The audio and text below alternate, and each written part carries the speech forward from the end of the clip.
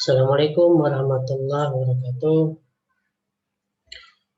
Alhamdulillahilladzi arsala rasulahu bil huda wa dinil haq liyuzhira ala dini kulli wa kafa billahi syahida. Asyhadu an la ilaha illallah wa la syarika lah. Asyhadu anna Muhammadan abduhu wa rasuluh. Allahumma shalli wa sallim ala Muhammadin wa ala alihi washabihi ajmain. Amma ba'du. Rabbi shrah li sadri wa yassir li amri wahlul 'uqdatam min lisani yafqahu qawli. Pertama-tama dan yang paling utama, marilah kita panjatkan puji serta syukur kehadirat Allah Subhanahu wa taala atas limpahan rahmat, hidayahnya juga hidayahnya. Alhamdulillah pada malam hari ini kita masih diberikan nikmat iman, nikmat Islam, panjang umur, badan sehat. Mudah-mudahan apa yang kita lakukan malam hari ini dicatat sebagai amal kebaikan, sebagai bekal kepulangan kita menghadap Allah Subhanahu wa taala. Salawat serta salam senantiasa kita limpahkan pada junjungan kita Nabi besar Muhammad sallallahu alaihi wasallam, pada keluarganya, sahabatnya tanpa terkecuali. Mudah-mudahan kita semua mendapatkan syafaatnya. Amin ya rabbal alamin. Nah, baik teman-teman, ini masih suasana Idul Fitri ya. Saya atas nama pribadi, atas nama keluarga, mohon maaf lahir batin ya. Apabila ada kesalahan, kehilapan disengaja maupun tidak disengaja pada waktu-waktu sebelumnya, mohon dibukakan pintu maaf yang sebesar-besarnya. Dan juga teman-teman mungkin ada yang tanpa sengaja ataupun sengaja melakukan pintu maaf, sudah saya maafkan jauh hari sebelumnya ya. Baik teman-teman, kita langsung saja ke materi berikutnya tentang produksi ya, konsep produksi dalam ekonomi Islam. Ini ruang lingkupnya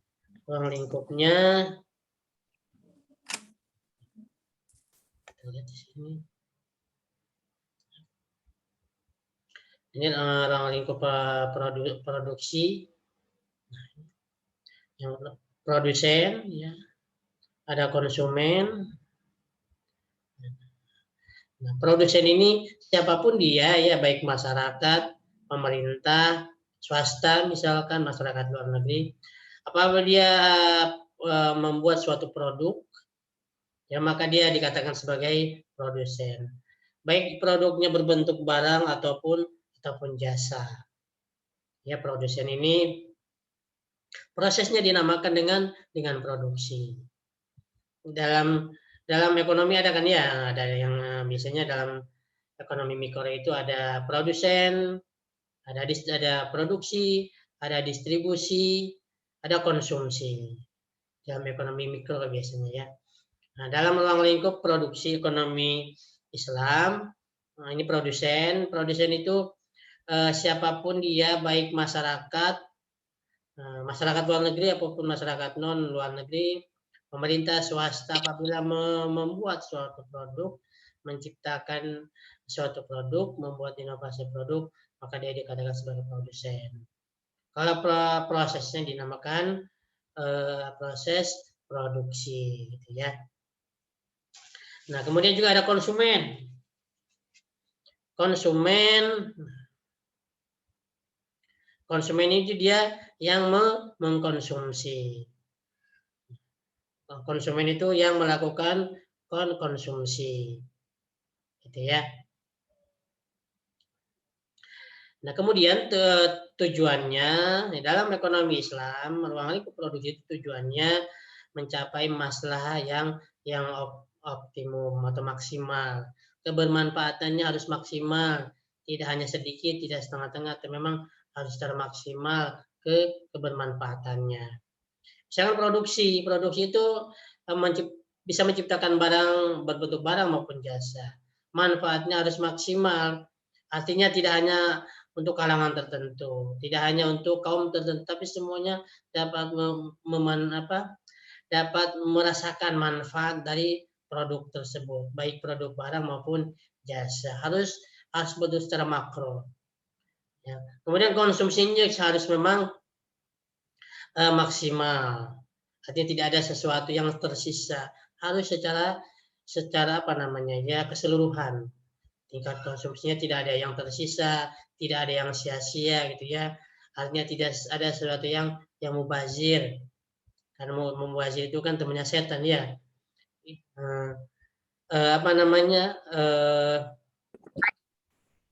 Ini merupakan semua ini ruang lingkup produksi mencapai masalah bagi umat yang maksimal.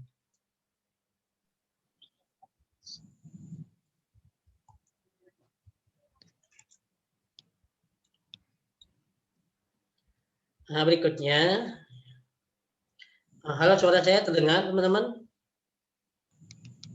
Terdengar, iya Pak. Pak, kedengar. Dengar ya. Dengar, Pak. Nah, baik, semuanya pada sehat semuanya ya. Alhamdulillah, Pak. Alhamdulillah. Izin ya, Pak. Ya, mohon maaf batin. Ya Pak, minal izin wal faizin Pak. Ya, sama-sama. Yang belum UTS, yang belum kuis, ditunggu ya. Secepatnya. Nah, yang ini ruang lingkup produksi, ada produksi atau di dalam istilah Islam dikenal dengan nama istisna. Ya, itu ada ya, produksi itu menciptakan sebuah barang ataupun jasa. Hukum asalnya itu boleh sepanjang produk yang diciptakan itu ya tidak melanggar ketentuan pemerintah, aturan pemerintah, tidak melanggar ketentuan syariat, tidak membahayakan, hukumnya boleh. Sebaliknya apabila produk atau produk barang dan jasa dari hasil produksi, apabila dia melanggar ketentuan syariat, juga melanggar ketentuan pemerintah, maka hukumnya tidak boleh ataupun menjadi haram hukumnya ya. Misalkan ini ya, lihat dari sisi syariahnya atau Islamnya, misalkan memproduksi minuman keras. Bisa saja minuman keras itu untuk kalangan tertentu. Tapi dalam Islam ini hukumnya dilarang atau tidak diperbolehkan. Misalkan membuat produk makanan yang berbahan dasarnya dari babi, baik bahan dasar maupun bahan campuran, tetap ini tidak diperbolehkan. Ya. Jadi kalau yang diperbolehkan itu, yang hukumnya mubah itu, sepanjang produk itu ya, atau produksi itu tidak melanggar ketentuan syariat dan juga tidak melanggar ketentuan pemerintah. Bisa saja suatu produksi itu tidak melanggar ketentuan pemerintah, tetapi melanggar ketentuan syariat, artinya melanggar aturan agama, tetap di dalam Islam itu hukumnya menjadi haram, tidak mubah lagi. Misalkan olahan makanan ya berbahan dasar dari babi misalkan, karena babi diharamkan dalam Islam, walaupun pemerintah itu membolehkan untuk kalangan tertentu, tetapi tetap dalam hukum ekonomi syariah itu menjadi yang tidak mubah atau menjadi sesuatu yang menjadi haram, teman-teman ya. Nah, apa itu produksi? Proses mencari, mengalokasikan, dan mengolah sumber daya. Sumber daya di sini maksudnya sumber daya alam ya, diolah dari bahan baku, diproses menjadi bahan jadi, ataupun barang yang siap dikonsumsi. Ya, terutama sumber daya alam. Bisa sumber daya alam dari laut misalkan, dari air, dari darat ya. Apa saja sumber daya alam dari laut? Sangat banyak. Bisa saja ikan itu, kerang misalkan, ataupun hewan-hewan yang hidup di laut ya, yang bukan yang bukan ikan gitu ya. Kemudian kalau di darat, sumber daya alam yang berasal dari darat itu sangat banyak. Bisa dia sumber daya alam yang bisa diperbaharui ataupun sumber daya alam yang tidak bisa diperbaharui. Kalau sumber daya alam yang tidak bisa diperbaharui, biasanya di laut itu proses minyak bumi ataupun batu bara. Tapi kalau sumber daya alam yang dapat diperbaharui, artinya memang ketika suatu tempat itu habis, bisa ditanam untuk panen masa yang akan datang, atau untuk tingkat untuk produksi berikutnya. Hasil pertanian misalkan, peternakan, perkebunan, itu kan sumber daya alam yang dapat diperbaharui. Menjadi output, menjadi output ini maksudnya barang, menjadi barang, ya, hasil produksi bisa barang, bisa jasa. Produk itu bisa produk barang ataupun jasa. Dalam rangka meningkatkan dan memberi maslahat bagi manusia, memberikan manfaat bagi manusia. Ya. Dan kalau di sini kata-katanya manusia ya, nah artinya secara umum ekonomi syariah itu memang kebermanfaatannya tidak hanya untuk kaum muslimin saja, tidak hanya untuk umat Islam saja, tapi juga untuk seluruh umat manusia. Makanya sistem ekonomi yang ada kezolimannya, ada tipu menipunya, misalkan ada unsur pencuriannya di dalamnya, ya makanya itu kan tidak diperkenankan. Kenapa? Karena itu sangat merugikan semua pihak. Maka dari itu memberikan manfaat, tidak hanya memberikan manfaat, tapi meningkatkan manfaatnya bagi umat manusia. Jadi ekonomi syariah fungsinya itu secara umum, ya, tidak hanya khusus untuk kaum muslimin.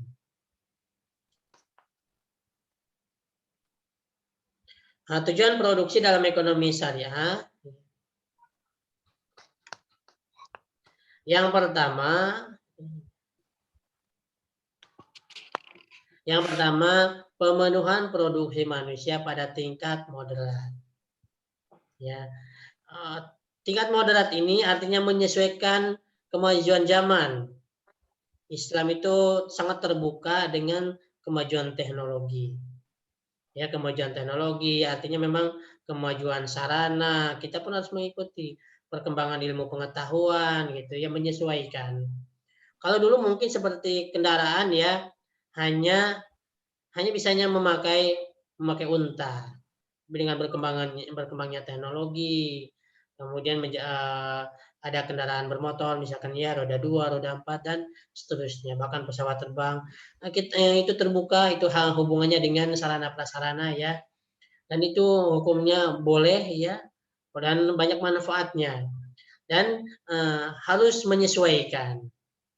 Kita tidak, dalam ekonomi syariah tidak menutup diri, tapi membuka terhadap kemajuan teknologi. Pemenuhan produksi untuk manusia ya, baik primer, sekunder maupun tersiarnya, ya disesuaikan dengan kemajuan teknologinya. Misalkan menciptakan produk jasa. Kan pendidikan itu jasa ya, pendidikan jasa. Dan memang sekarang pada saat pandemi tidak bisa bertatap muka, maka pelayanan jasa di bidang pendidikan boleh dilakukan secara virtual seperti ini ya, menggunakan aplikasi Zoom atau semisalnya. Ya, ini merupakan bentuk kemajuan teknologi, dan harus kita ikuti kemajuan tersebut. Yang kedua, tujuan produksi dalam ekonomi Islam memenuhi kebutuhan masyarakat. Kebutuhan masyarakat secara umum. Masyarakat siapa? Semua lapisan masyarakat, dari yang kaya sampai yang masyarakat bawah, dari pejabat sampai masyarakat jelata, tidak memandang usia, tidak memandang status sosial maupun agama, semuanya menjadi skala prioritas utama dalam memenuhi kebutuhan masyarakat di dalam ekonomi syariah. Itu tujuan produksi dalam ekonomi syariah, ya. Yang ketiga, menyiapkan, nah ini persediaan barang atau jasa, produk atau jasa pada masa yang akan datang. Dalam ekonomi syariah, persediaan barang, baik barang ataupun baik produk maupun jasa, tidak hanya untuk persediaan pada saat ini, tetapi juga pada jangka panjang atau masa yang akan datang pun harus dipersiapkan mulai dari sekarang.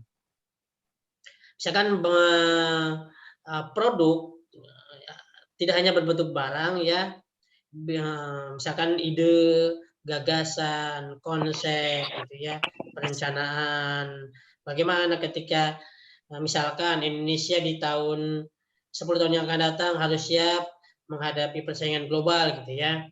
Apa saja yang harus dipersiapkan?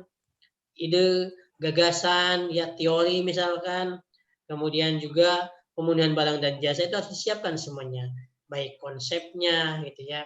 Ini merupakan kepedulian ekonomi syariah terhadap masa yang akan datang, termasuk penyediaan barangnya. Barang apa saja yang dibutuhkan 10 tahun yang akan datang, itu harus dipersiapkan dari sekarang, gitu ya. Tujuannya memang ketika waktunya sudah dibutuhkan, ketika waktunya sudah dibutuhkan, kemudian juga semua negara kesulitan membutuhkan barang tersebut, ya, maka kita sudah ada persediaan barang, baik jasa, produk maupun jasanya. Terutama kalau seperti ini 10 tahun misalkan, ya, 20 tahun yang akan datang, biasanya berbentuk ide, konsep, gagasan, gitu ya. Dan itu memang yang sangat dibutuhkan. Yang keempat, tujuan produksi dalam ekonomi Islam ini pemenuhan sarana bagi kegiatan sosial dan ibadah, tentunya ibadah kita kepada Allah Subhanahu wa taala. Kepada Allah Subhanahu wa taala kita menyembah, beribadah, dan hanya kepada Allah Subhanahu wa taala pun kita memohon pertolongan. Semuanya bergantung kepada Allah Subhanahu wa taala.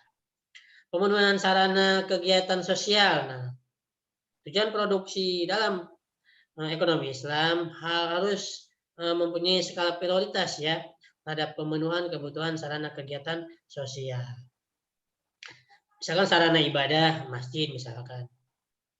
Ataupun sarana gedung untuk pertemuan, gedung untuk kegiatan workshop, untuk kegiatan seminar, untuk kegiatan penyuluhan-penyuluhan, gitu ya. Kegiatan-kegiatan yang banyak manfaat bagi masyarakat banyak, ya.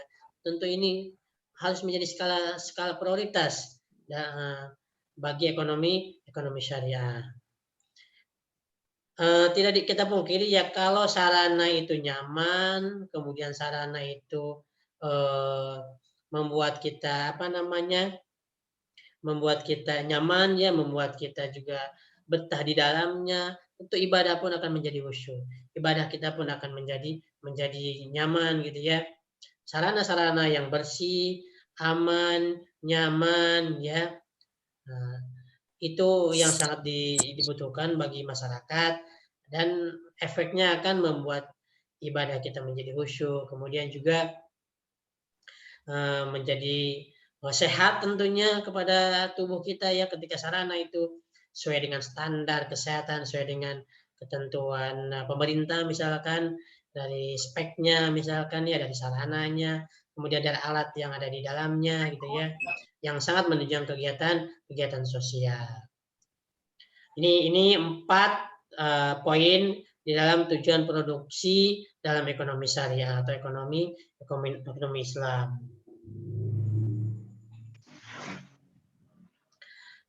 Bisa terlihat materinya? Halo? Bisa, Pak. Baik, bisa, ya. Bisa, Pak. Nah, silakan duduk yang manis, ya. Tinggal duduk yang manis, ya, tidak usah ke kampus, ya. Ya, tapi tetap kita berharap pandemi ini agar segera berakhir supaya kita bisa bertemu kembali. Nah, ini motivasi produsen dalam berproduksi dalam ekonomi syariah ya. Ini ada dua, ada konsep konvensional, ada konsep syariah. Kalau produsen yang konvensional artinya non syariah, dia ke profit oriented, kepada laba maksimal. Mau haram ataupun halal, yang penting dia laba maksimal. Ya mau apa namanya ya, mau berdosa atau tidak gitu ya, ataupun mau banyak manfaatnya, yang penting profit oriented. Biasanya kalau produsen konvensional, ketika melakukan produksi, asal memenuhi syarat peraturan pemerintah, tidak ada masalah dengan peraturan pemerintah, maka produksi konvensional akan jalan. Memang kemudian tujuannya laba maksimal, laba orientasinya ya. Itu yang konvensional atau non syariah. Nah, berbeda dengan motivasi produsen dalam ekonomi Islam, produsen Muslim tentunya tidak hanya sebatas laba atau orientasinya tidak hanya sebatas pada profit oriented, tetapi bagaimana produksinya yang menghasilkan produk barang dan jasa mendapat keridhaan dari Allah Subhanahu wa taala. Ya, misalkan memproduksi apa namanya ya, makanan misalnya, makanan yang berbahan dasar dari hewan. Ketika hewannya itu penyembelihannya tidak menyebut nama Allah gitu ya. Untuk konvensional mungkin tidak menjadi masalah untuk ekonomi konvensional. Ya mungkin langsung misalkan ekonomi konvensional ketika memang membuat produk berbahan dasar dari hewan gitu ya. Kemudian di hewannya itu dipotong tidak menyebut nama Allah misalkan. Itu bisa saja sah gitu, kemudian jadi produk. Yang terpenting memang tujuannya profit oriented. Berbeda dengan ekonomi Islam, produsen di dalam ekonomi Islam, ya bagaimana dari mulai proses produk, bahan produk sampai proses produksi itu harus mendapatkan keridhaan dari Allah Subhanahu wa taala. Bisa saja produksinya membuatnya dengan cara-cara yang halal, tapi bahannya dengan cara yang haram misalkan. Bahannya darah misalkan ya, darah dibekukan. Kemudian produksinya bisa saja produksinya itu secara halal. Artinya memang menggunakan alat-alat yang halal, yang bersih gitu ya. Menggunakan standar MUI alat-alatnya ya. Alatnya halal, produksinya halal, tapi bahannya darah tadi yang digunakan menjadi halal. Maka tetap ini tidak mendapat keridhaan dari Allah Subhanahu wa taala. Gitu ya. Jadi bedanya produsen di dalam ekonomi syariah dengan ekonomi konvensional. Kalau konvensional tidak melihat halal haramnya, baik halal secara materialnya maupun halal secara produksinya, tidak melihat itu kalau konvensional. Yang terpenting dia memenuhi syarat peraturan pemerintah. Ya bisa saja memenuhi syarat Kementerian Kesehatan gitu ya, sudah memenuhi syarat untuk produk ini siap dikonsumsi masyarakat. Ada izin Kementerian Kesehatan misalnya, ada BPOM-nya ya. Bisa saja itu terjadi bagi ekonomi konvensional. Tetapi tidak bagi produsen di dalam ekonomi Islam. Tidak hanya sebatas sehat, ada izin Kemenkesnya atau ada BPOM-nya misalkan ya, tapi juga harus ada sertifikasi halal dari Majelis Ulama Indonesia. Berarti kalau sudah halal itu berarti halal dari bahannya maupun halal dari proses produksinya. Nah, insya Allah itu memenuhi standar, baik standar pemerintah melalui BPOM dan Kemenkesnya, dan memenuhi standar halal melalui sertifikat MUI-nya. Dan insya Allah produknya itu bisa dikonsumsi. Jadi itu ya, bagi kaum muslimin, kita sebagai orang Islam, ketika akan mengkonsumsi produk harus dilihat sehat atau tidak ini, sudah cukup standar tidak. Dilihat BPOM-nya ya, nomornya di situnya, di kemasannya. Kemudian tidak hanya sebatas sehat, halal atau tidak. Baik materialnya maupun proses produksinya, tinggal dilihat di kemasannya ada tidak logo halalnya dari Majelis Ulama Indonesia. Apabila dua-duanya sudah tertera di kemasan itu, insya Allah itu aman. Jadi kita kehati-hatian kita sebagai orang Islam harus hati-hati produk itu sehat dan halal. Memenuhi standar kesehatan pemerintah ataupun BPOM-nya ya, Badan POM-nya, dan juga ada sertifikat MUI-nya halal dari Majelis Ulama Indonesia-nya. Gitu dalam rangka kita kehati-hatian sebagai konsumen untuk sebelum mengkonsumsi sebuah baik produk barang maupun jasa ya, baik barang maupun jasa. Nah kalau jasa kayak gimana jasa teman-teman? Tahu nggak jasa ya? Sekarang udah banyak jasa-jasa, misalkan perbankan itu kan sudah banyak perbankan syariah. Kemudian apa namanya hotel udah banyak sekarang hotel syariah gitu ya. Apalagi itu wisata syariah. Nah pilih yang ada syariahnya saran saya supaya kita aman dan nyaman baik dari sisi dunia maupun dari sisi akhiratnya supaya selamat dunia maupun selamat akhirat gitu ya. Ini penting nih ya teman-teman, kita sebagai konsumen harus mengetahui syarat produk itu aman dan nyaman dan halal. Nah ini rumusnya masalah produsen. Ada manfaat, baik manfaat fisik maupun manfaat non fisik. Nah ini juga dalam Islam tidak hanya sebatas manfaat saja, tapi harus mendapat keberkahan. Keberkahan dari Allah Subhanahu wa Ta'ala. Nah, bagaimana supaya berkah produk yang kita produksi? Nah, tadi syaratnya.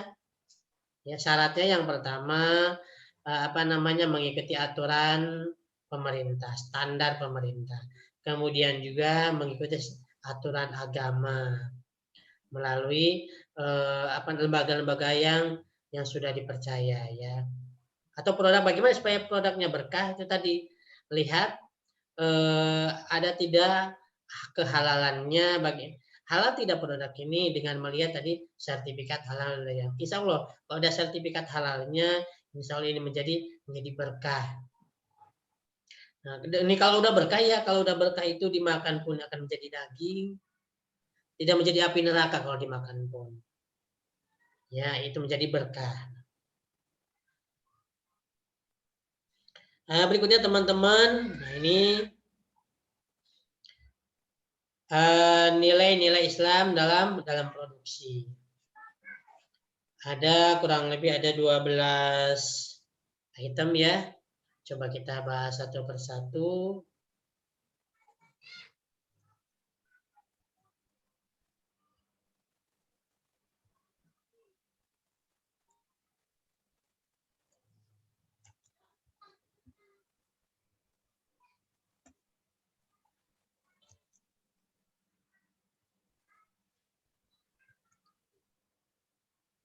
Suara saya bisa terdengar? Masih Pak, tapi nggak ada tulisannya. Nah, Baru keluar. Baru keluar ya. Lama ini keluarnya ya. Nah, nilai-nilai Islam dalam berproduksi.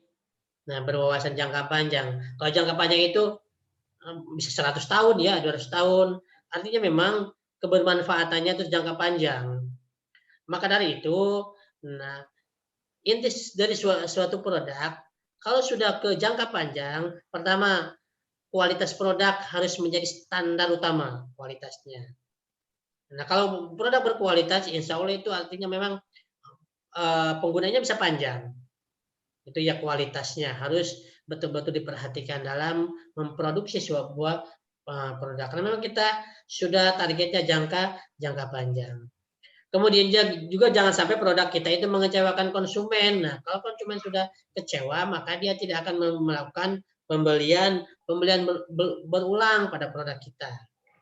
Itu yang harus kita jaga ya. Jangan mengecewakan konsumen. Kemudian jangan menipu konsumen ya itu.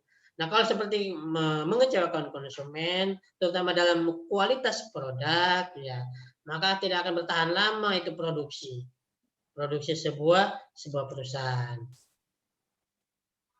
Kemudian yang kedua, nilai-nilai Islam dalam berproduksi itu menepati janji dan kontrak. Tidak lalai dalam sebuah janji. Ya ayyuhalladzina amanu aufu bil uqud, ya. Dalam Quran itu kan, hai orang-orang beriman, tepatilah janji-janji kalian.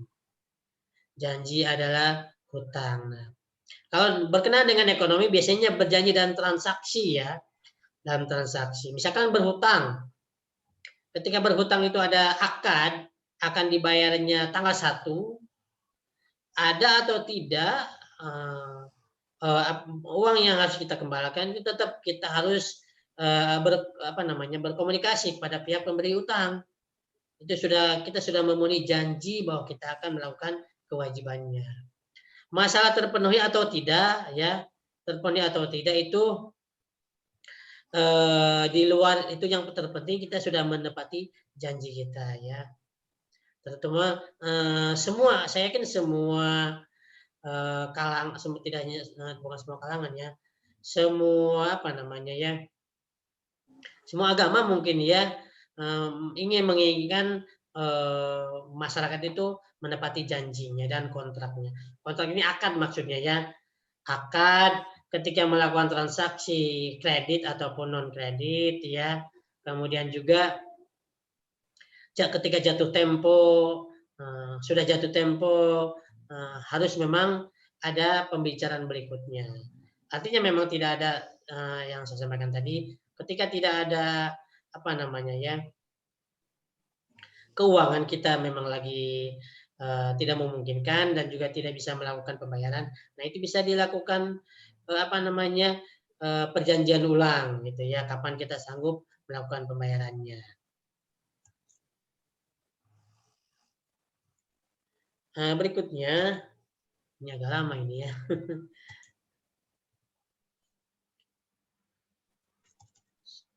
Suaranya terdengar tapi, ya.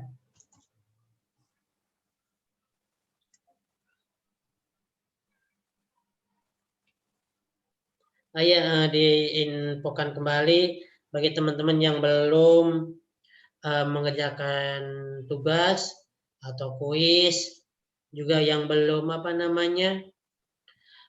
melaksanakan UTS, ya, ditunggu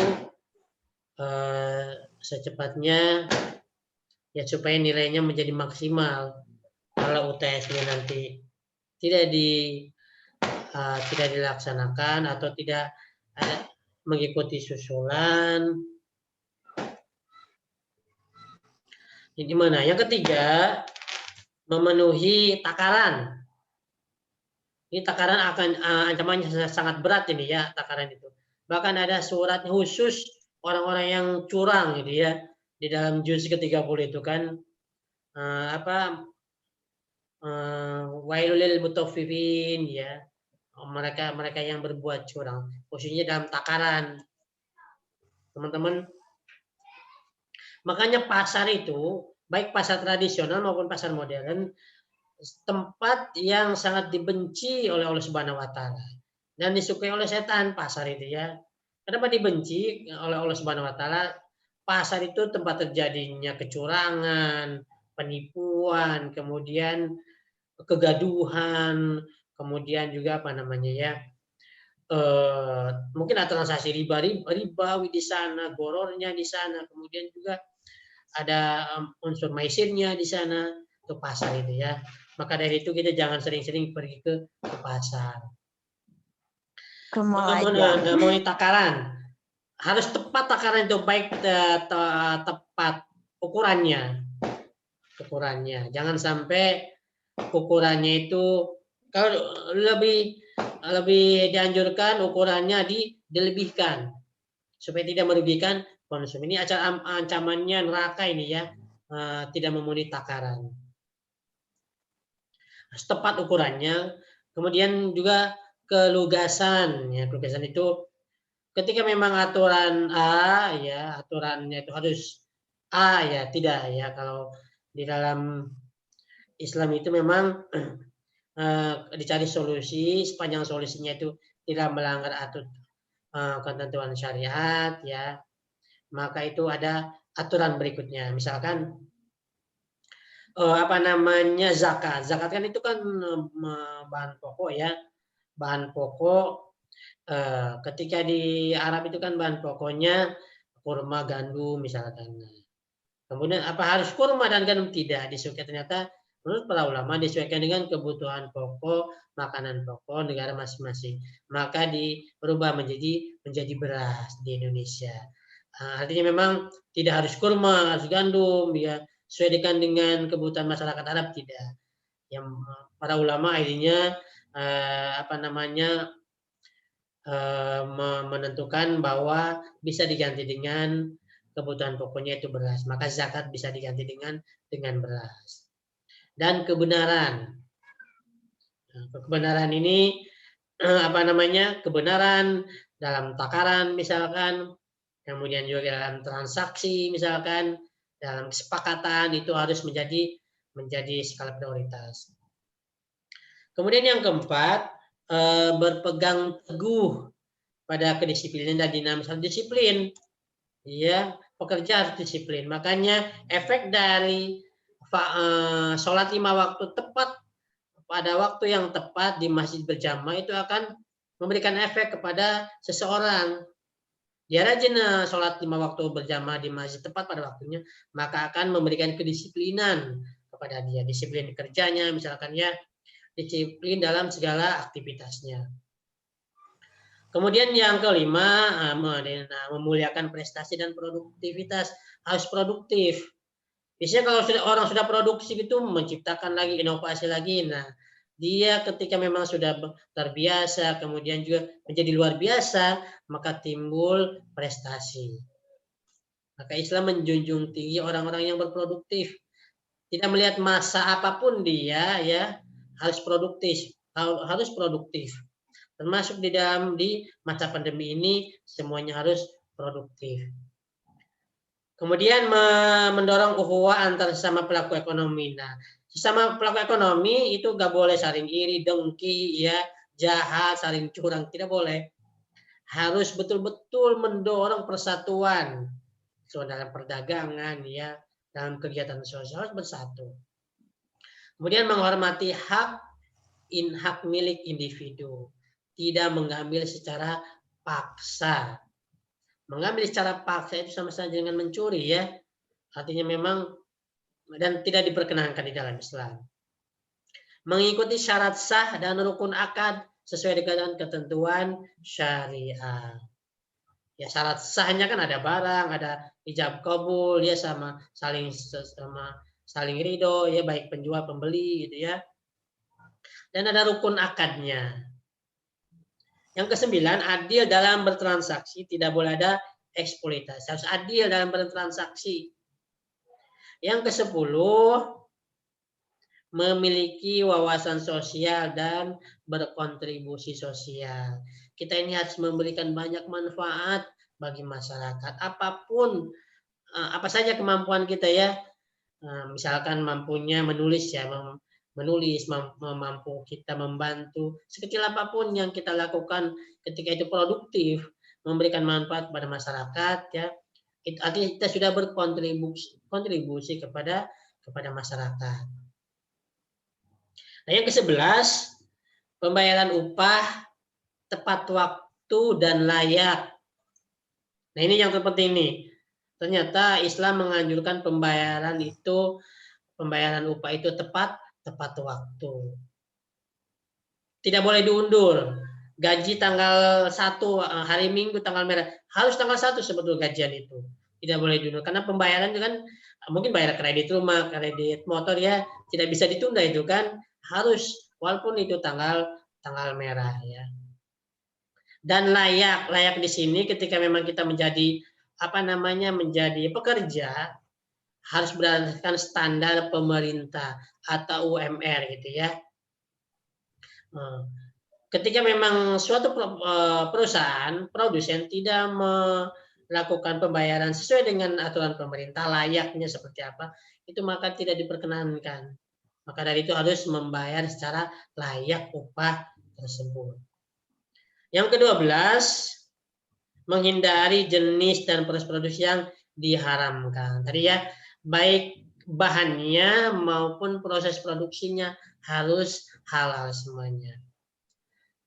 Baik teman-teman, itu saja mungkin yang dapat saya sampaikan. Kurang lebihnya mohon maaf. Terima kasih semuanya. Ya, apabila yang tertinggal bisa dilihat di YouTube nanti teman-teman silakan. Terima kasih semuanya. Wassalamualaikum warahmatullahi wabarakatuh. Waalaikumsalam warahmatullahi wabarakatuh.